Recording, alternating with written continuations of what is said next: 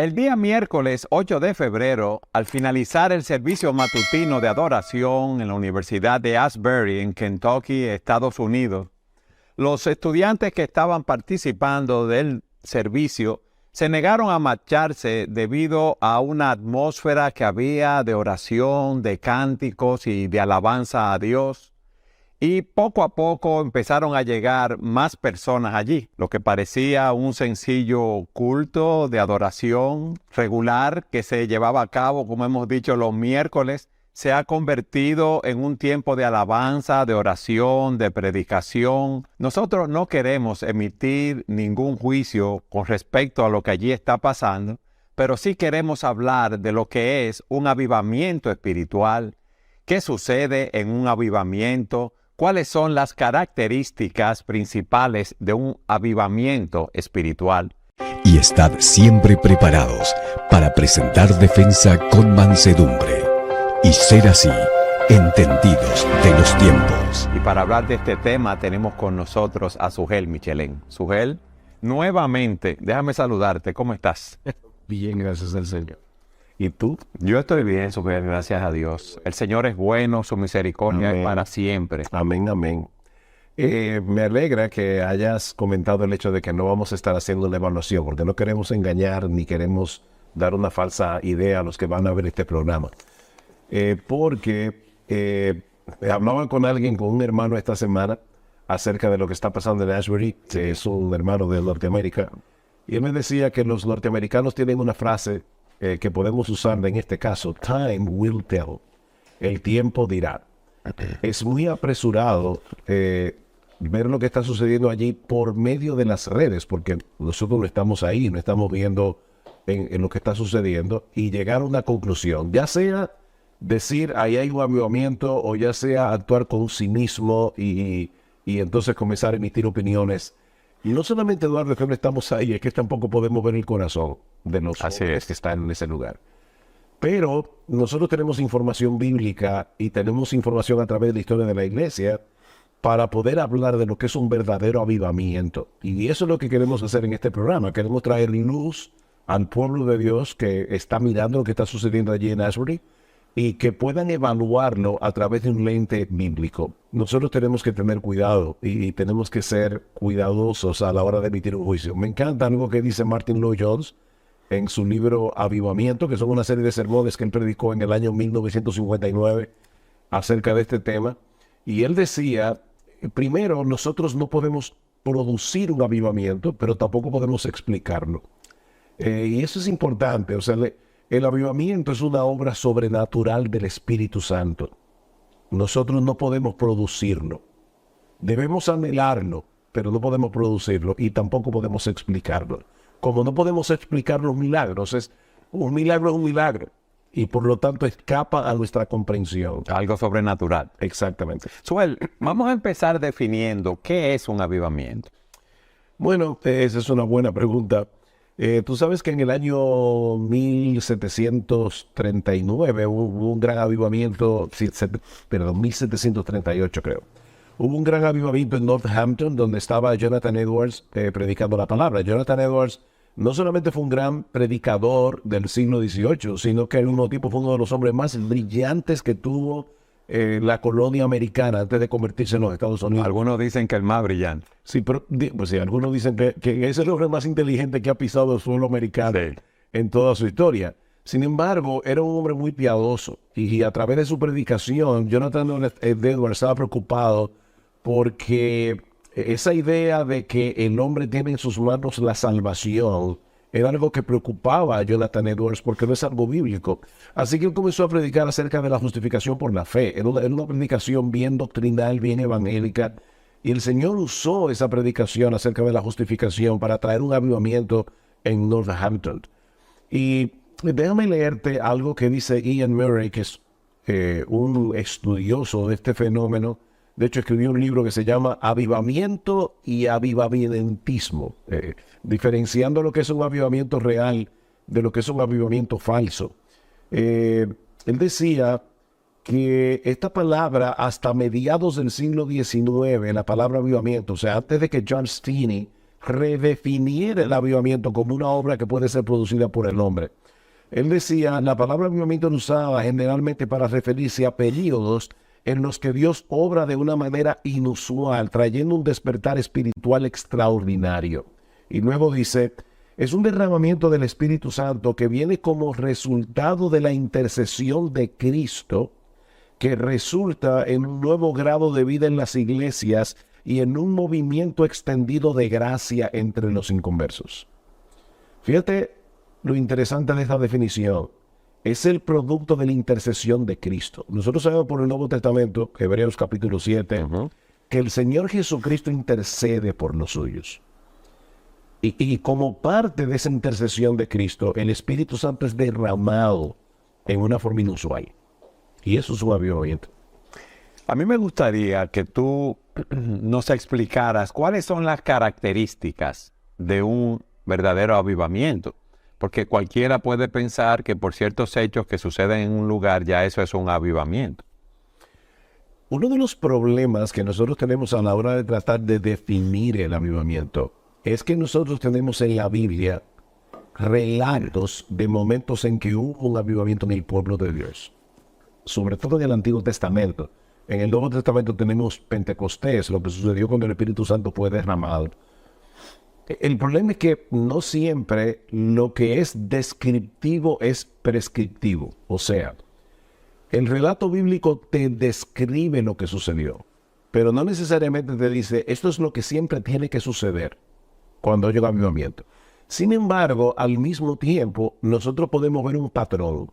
Y a través de ese patrón decir, bueno, cuando ocurre un avivamiento, como dice Walter Kaiser, que es un estudioso del Antiguo Testamento, muchas veces el avivamiento es antecedido por un tiempo de mucha decadencia espiritual y moral.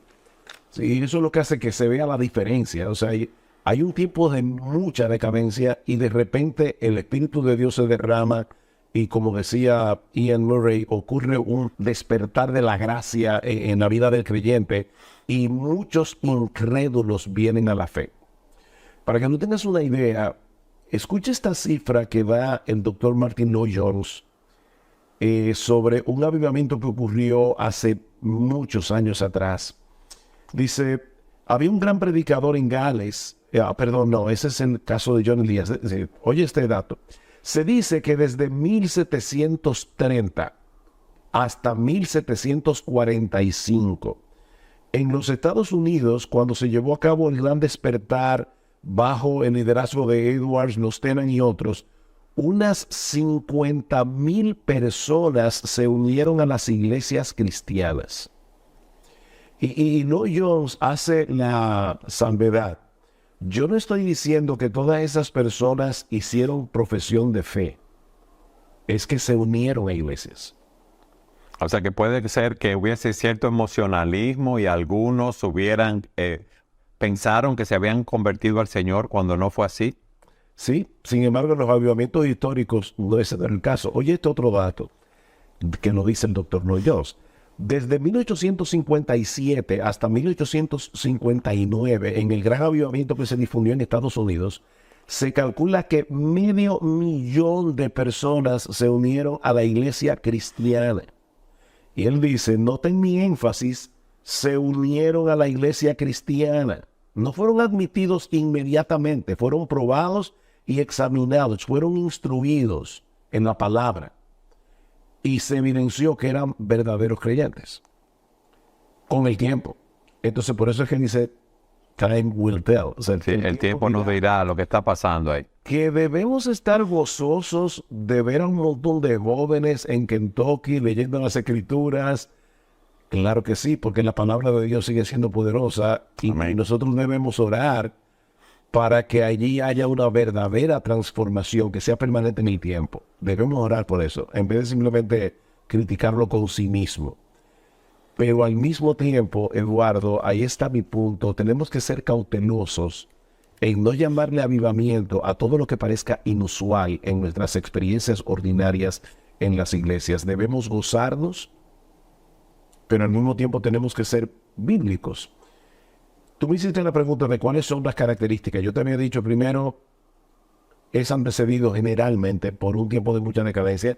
En segundo lugar, la palabra de Dios de repente ocupa un lugar prominente. O sea, la predicación de la palabra, las verdades bíblicas toman ese lugar. ¿Qué pasó en el tiempo de Josías? El rey Josías descubrieron el rollo de la ley. Y cuando lo leyeron, Eso trajo una profunda convicción de pecado, que de paso es otra de las características de un verdadero avivamiento. Las personas llegan a sentir angustia, Eduardo, por su pecado. por su pecado. O sea, el terror de morir en condenación y de irse al infierno. Por eso es que un verdadero avivamiento siempre produce arrepentimiento. Siempre. Y un profundo sentido de la presencia de Dios, de la majestad de Dios, de la grandeza de Dios, que lleva a la adoración, a una adoración profunda, a una adoración genuina.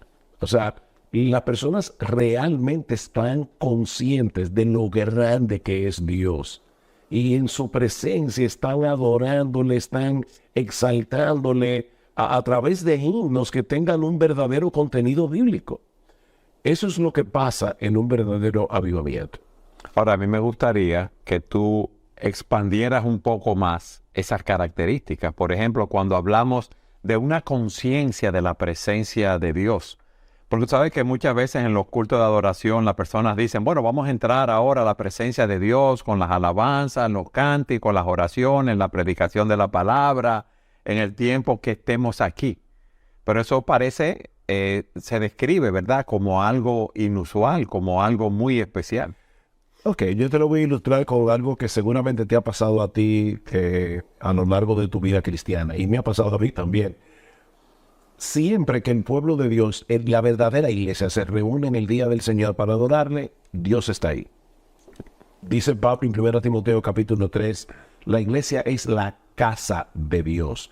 De manera que aunque la presencia de Dios esté en todas partes, porque Él es omnipresente, Dios a través de la historia redentora ha manifestado su presencia especial en ciertos lugares. Lo hizo en el huerto del Edén, lo hizo en el templo cuando la nube descendió, en el tabernáculo anteriormente, Éxodo capítulo 44, o sea que realmente la presencia de Dios se manifiesta de forma especial en ciertos lugares, en ciertos momentos. Y Dios ha escogido la iglesia, cuando la iglesia se reúne, para estar allí. Así que siempre que una iglesia verdadera se congrega, está en la presencia de Dios. Ahora, ¿no es verdad, Eduardo, que hay momentos, aún en nuestro devocional privado o aún estando en un servicio de adoración, donde tú percibes la presencia de Dios en una forma inusual? Sí, que hay si podemos usar esta palabra, una especie de gozo al ver la majestad, de éxtasis espiritual, de estar en la presencia de Dios, en ese sentido, sí. Yo recuerdo hace unos años, yo estaba en una iglesia en los Estados Unidos y predicó un poderoso predicador de la palabra. En esa iglesia habían probablemente cerca de 1,000 personas. Entonces me dijo, nunca se me olvide, y eso fue hace años, de Marcos capítulo 10, versículo 45. Eduardo, fue una predicación que si tú la comparas con otro tipo de predicación, tú dirías, bueno, ahí no pasó nada extraordinario. Este hombre predicó la palabra y la predicó fielmente. El texto que dice, el Hijo del Hombre no vino para ser servido, sino para servir y dar su vida en rescate por muchos. Eduardo, cuando ese hombre terminó de predicar la palabra ese día, y Salvador Gómez estaba conmigo ese día en esa iglesia, ahí no había un ojo seco. Fue algo que yo decía, Señor, yo quisiera experimentar eso más regularmente. Fue algo tan impactante. Salvador me cuenta que su esposa estaba recién parida, no estaba ahí ese día. Cuando llegó a la casa, no podía casi ni hablar de lo que había sucedido ahí. Y ella pensó que le había pasado algo grave. Hay cosas que pasan que nosotros, para las cuales no tenemos una explicación. Que uno se siente como Isaías, cuando en Isaías 6, tú no puedes describir qué pasó ahí, Sujel. Cuando Isaías ve la gloria de Dios, los querubines alrededor de él. Bueno, Isaías, eso es un buen ejemplo. Isaías era un hombre de Dios. Probablemente era el hombre más piadoso que había en Israel en ese tiempo. Era una época de mucha decadencia. En el tiempo cuando muere el rey Usías. Usías reinó por 50 años. Imagínate tú, el pueblo debe haberse sentido huérfano ante la muerte de Isaías, de Usías. Y es ahí donde Dios le revela a Isaías, mira, Usías ha muerto, pero yo no. Yo estoy en mi trono reinando. Mira lo que está pasando aquí arriba. Pero ¿qué sucede cuando Isaías ve la gloria de Dios en el templo? Uno dice, oye, qué interesante, mira, escribe un libro sobre mi experiencia en el templo. No, Isaías se sintió deshecho. Ay de mí, un hombre de labios inmundos. Y era un profeta, a su vez, un hombre de Dios que, ¿verdad?, procuraba andar en santidad. Porque siendo un hombre inmundo de labios y habitando en medio de un pueblo que tiene labios inmundos, han visto mis ojos al rey.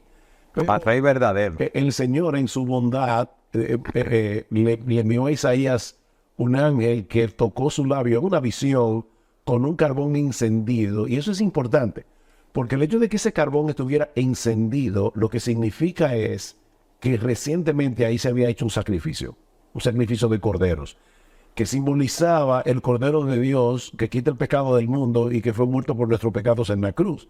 E Isaías fue perdonado.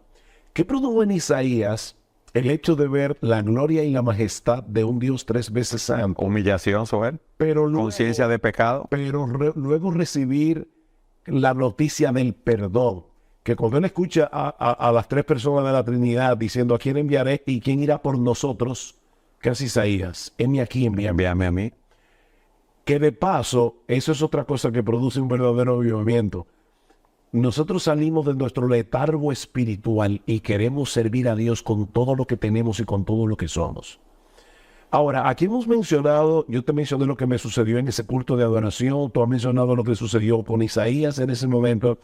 Pero imagínate eso mismo durante 3, 4, 5 años y en un montón de personas al mismo tiempo. Eso es un avivamiento. O sea, por eso te digo, es difícil de describir los contornos de un avivamiento desde el punto de vista bíblico y teológico. Pero tú lo ves y tú dices, aquí está pasando algo que no es usual. Pero ahí empezó con Isaías con una conciencia de la presencia de Dios y una humillación delante de Dios. Oye lo que dice otra vez mi héroe humano, porque mi héroe es el Señor Jesucristo, pero alguien a quien yo admiro mucho, el doctor Martin Lloyd-Jones, dice, tiene que enfatizarse que cuando hay un avivamiento, un gran celo por Dios y por su santidad se manifiesta invariablemente en los miembros de la iglesia y en estos conversos. Las reuniones se llenan, la gente está ansiosa de trabajar para Dios. Lo que yo te decía de Isaías, envíame aquí, envíame a mí. Pero eso dura por años. Pero hay algo que es un fenómeno extraño en el avivamiento. Y es que llega milagrosamente. Y así mismo se desvanece. Se va. Dura un tiempo, 2 años, 3 años y termina. Entonces, en ese sentido, tenemos que reiterar y lo que yo decía al principio en la definición de Ian Murray.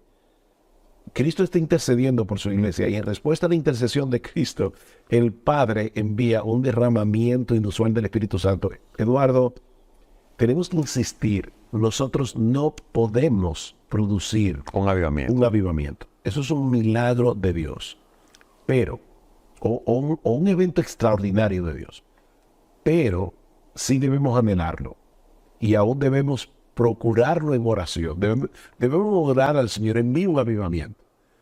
Pero Él responderá cuando quiera y como lo quiera. Suel, es bueno que tú nos expliques la centralidad de la palabra de Dios en medio de ese avivamiento. Cómo las personas escuchan esa palabra, cómo la reciben como palabra de Dios. Esa palabra que es viva y eficaz y más cortante que toda espada de 2 filos, que penetra hasta lo más profundo de nuestros corazones. Cuando hay un verdadero avivamiento Perdón, te digo esto porque muchas personas confunden las emociones. Yo sentí esto, me pasó aquello. Ahí voy. Cuando hay un verdadero avivamiento, y decíamos que la presencia de Dios se manifiesta en una forma muy inusual, pero es que Dios se manifiesta por su palabra. No puede haber, y yo quiero enfatizar eso y subrayarlo y ponerlo en negrita y en amarillo, todo lo que tú quieras. No puede haber presencia de Dios donde su palabra no está presente. Porque Dios obra por su palabra y se manifiesta a través de su palabra. ¿Cómo creó Dios el mundo? Su palabra. Dijo Dios, sea la luz. Dijo Dios. Y fue. Y fue. Entonces, todo lo que Dios creó, lo creó por medio de su palabra. Por la palabra de Dios fueron hechos los cielos y la tierra, dice el salmista. Y lo mismo dice en Hebreos, capítulo 1. Es por la palabra de Dios que Él crea todas las cosas. Bueno, es por la palabra de Dios que Él crea vida espiritual, es por la palabra de Dios que Él se hace presente. Así que no puede haber un verdadero avivamiento de presencia inusual de Dios, donde no hay una presencia inusual de la palabra. Donde se predica la palabra, hay un llamado al arrepentimiento y la fe, a la oración, a dedicar su vida al Señor. Escucha lo que dice otra vez Jonathan Edwards ahora, describiendo lo que sucedió en el gran avivamiento del siglo XVIII. Dice que ellos dividieron a los hermanos en grupos pequeños, por edades y por género, para que estuvieran estudiando la palabra. Y dice Edwards, todo parecía ser evaluado a la luz de una profunda preocupación por la salvación eterna. Todas las conversaciones en todos los grupos y en toda ocasión era acerca de las cosas del Señor y de la religión, dice él, y ningún otro tópico era recibido con agrado. Difícilmente había una sola persona en todo el pueblo que no experimentara preocupación acerca de las grandes cosas del mundo venidero a través de la palabra de Dios. Hubo un despertar de la piedad colectiva del pueblo y muchas personas se convirtieron al Señor. Una verdadera conversión que perduró hasta el fin de sus días. Entonces, cuando hay un verdadero avivamiento, la predicación de la palabra ocupa un lugar central. Y la verdadera predicación de la palabra, donde el texto es expuesto, donde el evangelio de Jesucristo es proclamado claramente. Fíjate que yo te decía que fue a través de una predicación sobre la justificación por la fe sola que comenzó el avivamiento en Northampton. Y algo interesante, eso que sucedió en Northampton, recuerda que no había celulares por el siglo XVIII, comenzó a ocurrir en otros lugares al mismo tiempo, sin tener ninguna noticia de lo que estaba sucediendo en Northampton, donde estaba Jonathan Edwards, donde estaba luego George Whitefield. Dios comenzó a hacer eso en diferentes lugares, el mismo fenómeno. Es una obra del Espíritu Santo. Es bueno destacar, Sugel, que ese avivamiento, esa obra del Espíritu Santo, llama a inconversos a salvación, que se arrepientan de sus pecados y confíen en Cristo. Amén. Y también a creyentes que quizás están aletargados en sus vidas espirituales, a un despertar y a una consagración, aún como vemos en el caso de Isaías, que era un profeta, un hombre dedicado al Señor, a tener, vamos a decir, una consagración mayor. Heme aquí, envíame a mí.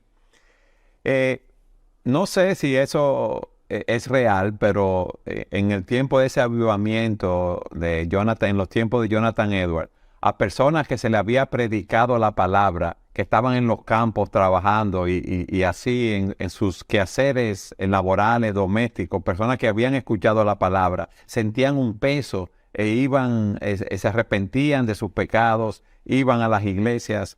Eso pudo ser comprobado, eso era así, es así. Sí, Así. De hecho, ahora que tú mencionas eso, es importante señalar que uno habla de Jonathan Edwards, que fue una figura importante, de George Whitefield, pero en realidad, otra cosa que ocurre en los avivamientos es que Dios usa personas que son completamente desconocidas. Ok. O sea, vamos a decir, miembros regulares de una iglesia o siervos del Señor, pastores que pueden estar en una zona rural, que no son personas que están en las redes, que no son muy conocidos por otras personas. Eso es lo que tú quieres decir. A mí me llama la atención esto que dice otra vez Martin Lloyd-Jones. Dice, ¿cuántos de ustedes han oído el nombre de James McQuilkin? Un desconocido. Lutero, Calvino, Knox, Edwards, Whitefield, Spurgeon, la gente sabe quiénes son. Dice, bueno, Él fue el hombre que Dios usó en Irlanda del Norte hace 100 años. Claro, 100 años ya hace más de 200, porque John dijo eso en el 1959. James McQuilkin era un hombre muy ordinario, pero Dios lo tomó y empezó a usarlo. Fue exactamente lo mismo que sucedió en Gales, que Dios usó a otro predicador llamado David Morgan. ¿Quién es David Morgan? No sabemos. ¿Qué de paso, Eduardo? Es algo que hemos insistido más de una vez en este programa. No solamente en tiempos de avivamiento, sino en tiempos ordinarios, el Señor está edificando su iglesia en el mundo entero a través de miles y miles de hombres piadosos que nadie conoce. Que conocen en su iglesia. Que están predicando fielmente la palabra. Que no son famosos, no salen en YouTube, no van a conferencias multitudinarias, pero son hombres de Dios que están predicando fielmente la palabra. Y si alguien nos está viendo y es miembro de una iglesia, tal vez pequeña, quién sabe a dónde, con un hombre que nadie conoce, mira, mi hermano, si tu pastor es un hombre fiel, un hombre que predica la palabra fielmente, que predica el evangelio de Jesucristo, dale gracias a Dios por ese hombre, aunque solamente los miembros de esa iglesia lo conozcan. Porque es a través de esos hombres que Dios está haciendo su obra, no es a través de celebridades, no es a través de hombres famosos, es a través de esos hombres. Eduardo, mira, al final de cuentas, tú puedes ser el super archiconocido y seguimos siendo hombres ordinarios. Es así, porque la obra es de Dios, Sujel. Y muchas personas ahora confunden una gran cantidad de personas en una iglesia o un ministerio que está mucho en las redes con la verdadera piedad. Y lo que debemos medir es la vida espiritual de los miembros que están en la iglesia para poder evaluar el trabajo que ese pastor está haciendo. Si esos miembros están creciendo en la gracia y el conocimiento de Jesucristo, porque ese pastor, aunque tenga 20 miembros, 40 miembros, 60 miembros, va a dar cuenta a Dios por esas ovejas que Cristo compró con su sangre y la puso bajo su cuidado. Amén, amén. ¿Cuál debe ser nuestra oración para volver otra vez a Ashbury? Y vuelvo a repetir lo que tú decías al principio. No estamos evaluando el fenómeno. Ese no es el propósito de este programa. Pero, ¿qué es lo que debemos orar?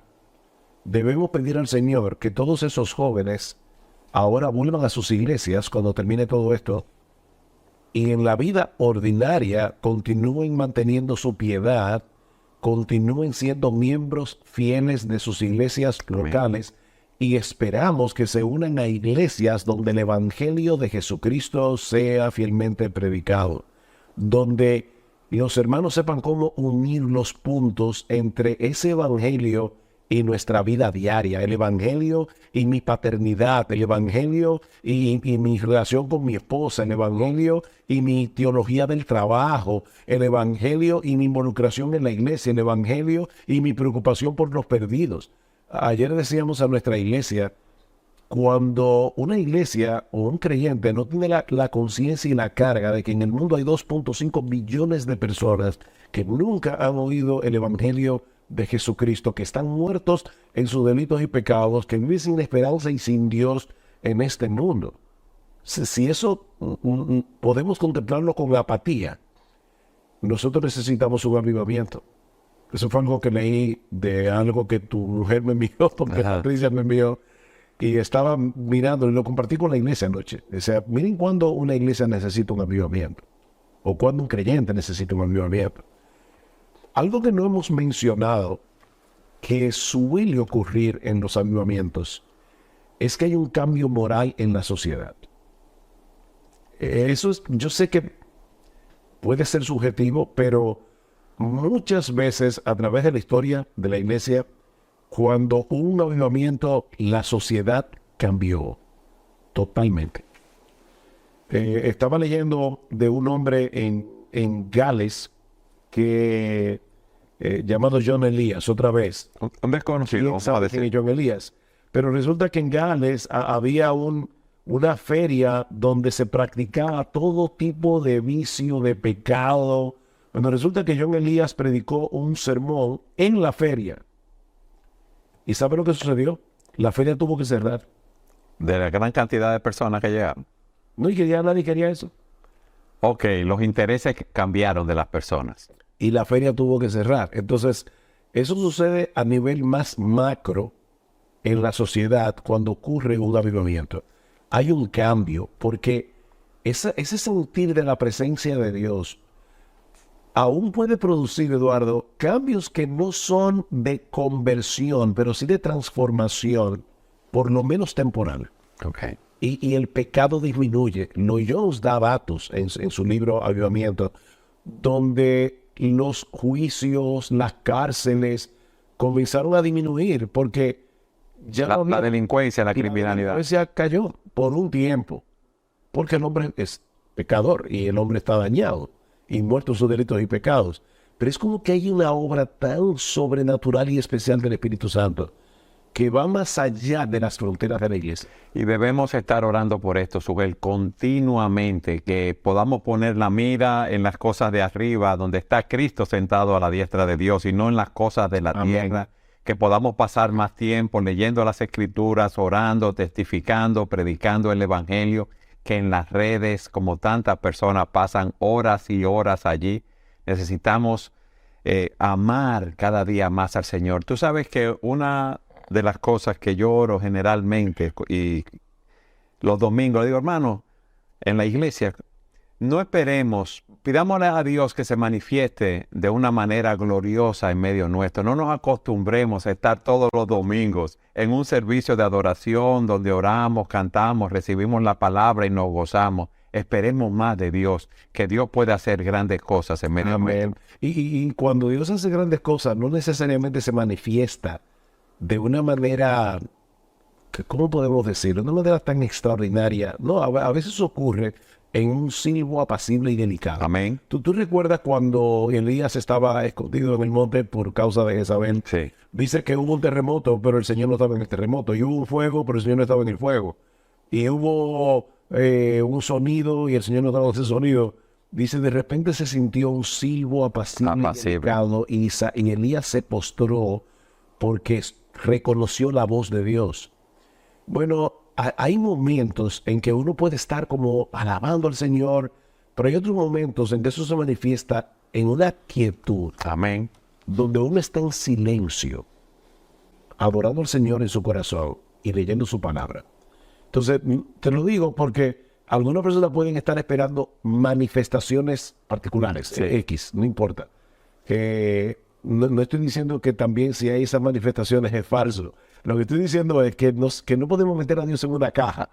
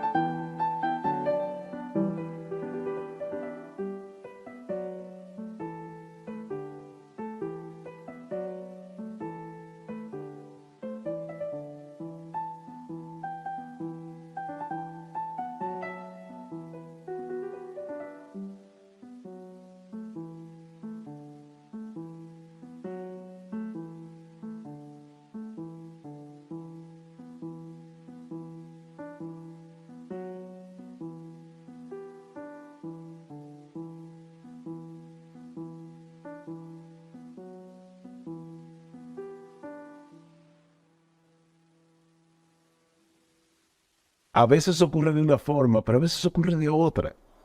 Y nosotros no podemos ir a la iglesia esperando que nos den una inyección de adrenalina. Porque no es para eso que estamos allí. Estamos allí para escuchar la palabra del Señor. Estamos allí para que Dios se manifieste a través de su palabra y para que Dios nos transforme a través de su palabra. Algo que siempre ocurre en los avivamientos, siempre, invariablemente, es que hay una exaltación de la persona de Jesucristo. Porque no te olvides de algo. El Padre planificó todas las cosas para que su Hijo sea exaltado. Exaltado y glorificado. Cuando Dios está obrando, Jesucristo es puesto en alto. Y hay una pasión por el Señor Jesucristo. Amén. Quiere el Señor darnos eso en nuestras iglesias y en nuestra vida personal. Amén. Suel, gracias por traernos esos principios y esas características de lo que es un verdadero avivamiento conforme a lo que dice la palabra de Dios. Amén. Y gracias a todos ustedes por habernos acompañado en un programa más de Entendiendo los Tiempos.